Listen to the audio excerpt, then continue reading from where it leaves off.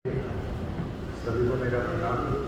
यहाँ पर मौजूद हमारे मुख्यमंत्री ये सभी लोग जिनका भी इंटरेस्ट तो नहीं है तो उसके लिए क्षमा चाहेंगे। नहीं ठीक है, अब उसमें क्योंकि टाइम भी देखते हुए तो ये जो आज कार्यक्रम है उसका थोड़ा मैं ये ज़रूर बताना चाहूँगा कि पिछले कुछ दिनों से मेरी दादी की तबीयत खराब थी और पटना में उनका इलाज हो रहा था। पिताजी उधर ही थे। हम लोगों ने ये कार्यक्रम जो है अनाउंस कर दिया था, लेकिन उसकी तैयारी जो है उसमें हम लोग लग नहीं पाए। मेरे जिद की वजह से कहिए या फिर हमने ये सोचा कि ये डेट क्योंकि दे दिया गया है और इतना बड़ा कार्यक्रम जो है हम लोग रखने वाले हैं दिल्ली में, तो हमने पिताजी को मनाया, पापा को कहे हम इसको किसी तरीके से भी हमें करना। और आज ये जो आयोजन हुआ है इतने कम टाइम में, इतने शॉर्ट नोटिस पे, ये दिखाता है कि एक व्यक्ति का जो व्यक्तित्व है वो कितना बड़ा है। ये दिखाता है हमने पॉलिटिकल रूप से उनको कभी नहीं जाना। संजोग ऐसा था कि बचपन से हम बिना दादा के, मतलब मेरे दादा जो है उनका देहांत हमारे जन्म से पहले, बहुत पहले ही हो गया था। और दिल्ली में 94 के बाद, क्योंकि 94 के बाद हमको थोड़ा बहुत होश आया था, मम्मी एमपी बनी थी, तो पापा हमें एक जगह ले जाते थे और आशीर्वाद दिलाते थे, इतना हमको पता था। और पापा हमको बोलते थे कि आपके दादा हैं, तुम्हारे दादा हैं। और उस तरीके से चंद्रशेखर जी को मैंने जाना।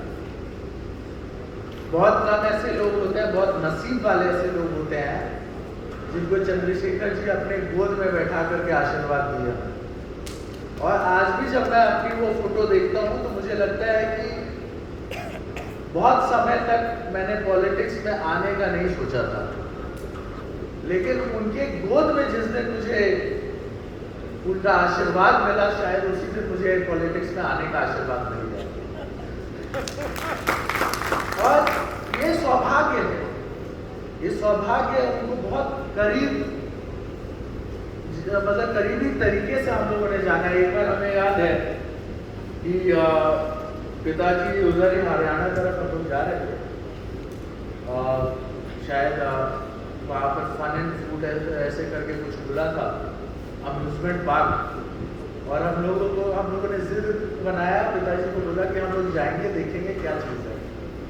और हम लोग जा रहे थे तो पापा ने बोला कि यहाँ से थोड़ा और आगे चलते हैं, उधर गोरसी आश्रम है, वहाँ पर चलो, उधर आशीर्वाद दिलाने के लिए चलते हैं।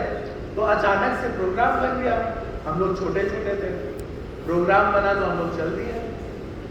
तो वहाँ पर जैसे ही पहुँचते हैं वैसे ही पिताजी को डांट दिया चंद्रशेखर जी ने कि तुम कुछ समझते नहीं हो, अचानक बच्चे लोगों को ले आए। और स्वाभाविक है, उनके दिमाग में कुछ था कि जब बच्चे आएंगे तो उस तरीके का जो है क्या कहते हैं, अपना रखेंगे कि मतलब भाई बच्चे आते हैं तो मिठाई होता है, खाना पीना होता है, जो भी होता है। हाँ, तो जल्दी में मुझे याद है कि उन्होंने मंदिर में 2 गिन्नी आप समझते होंगे, सोने की गिन्नी, तो मैं और मेरी बहन भी दोनों को जो है सोने की गिन्नी हाथ में पकड़ाया और कुछ रुपए जो है हमारे हाथ में दे दिए। और पिताजी को और माँ को दोनों को डांटा कि कभी भी आते हो, अगर खुद आ रहे हो तो कोई बात नहीं, लेकिन बच्चों को अगर लाते हो तो हमें पहले बता दिया। तो उधर से बहुत कुछ सीखने के लिए हमें मिला कि मतलब उनके लिए हमने पहले सुना था कि हाँ बच्चों में भगवान का जो है अंश होता है या फिर जो भी होता है, और वो व्यक्ति उस बात को जो है मानते भी थे। और जिस तरीके से हमारे साथ हर बात जब भी उधर गए, जो व्यवहार उनका रहा, जो कुछ बातें हमें सीखने के लिए मिली, मुझे लगता है कि ये हमारा सौभाग्य था। ये हमारा सौभाग्य था कि उस समय हम लोग दिल्ली में थे।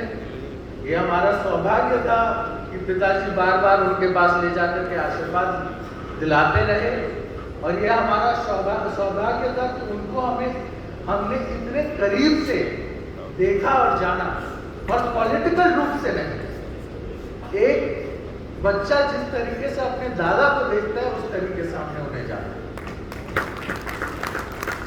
अपोलो में बाद के दिनों में मुझे याद आता है कि मेरा ऑपरेशन चल रहा था। मैं मतलब उस समय थोड़ा बीमार चल रहा था, और मम्मी मुझे लेके गई थी अपोलो हॉस्पिटल इंद्रप्रस्थ। और संजोग ऐसा हुआ कि हम लोग उधर से वहाँ से बाहर आ रहे थे, और चंद्रशेखर जी पे मम्मी की जो है नज़र गई, और उधर जो है बातचीत हुई। और उसी समय मुझे लगता है कि उन्हें कैंसर का जो है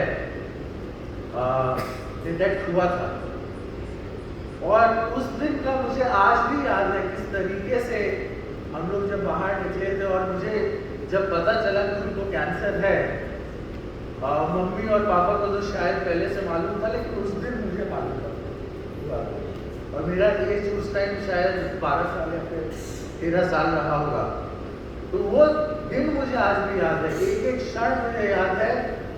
और पोर्टिको से लेकर के जब तक वो अपनी गाड़ी में नहीं बैठे और जब तक मैं उन्हें देखते रहा, वो शायद आखिरी तो नहीं, लेकिन वो एक क्षण मुझे याद है। उसके बाद मुझे याद है कि एक बार उनसे आशीर्वाद लेने हम लोग गए थे उनके फार्म हाउस पे। तो वो मेरी आखिरी जो है उनसे भेंट थी। हम लोग का दुर्भाग्य ये भी रहा, बल्कि मुझे ये लगता है कि हम सभी का दुर्भाग्य था कि वो व्यक्ति कम से कम 15 और साल भारत की राजनीति को दे सकते थे। और अगर वो 15 साल भारत की राजनीति को मिलते तो आज नज़ारा कुछ और होता। ये पक्ष विपक्ष की जो ये तीखी लड़ाइयाँ देखने को मिलती हैं, ये शायद इससे हम लोग परे होते। शायद पक्ष और विपक्ष अपनी जिम्मेवारियां और बखूबी निभाता। ये ज्ञान अगर किसी को कोई भी दे सकता था भारत में, तो वो व्यक्ति और वो व्यक्तित्व का नाम चंद्रशेखर था। जय हिंद, जय चंद्रशेखर।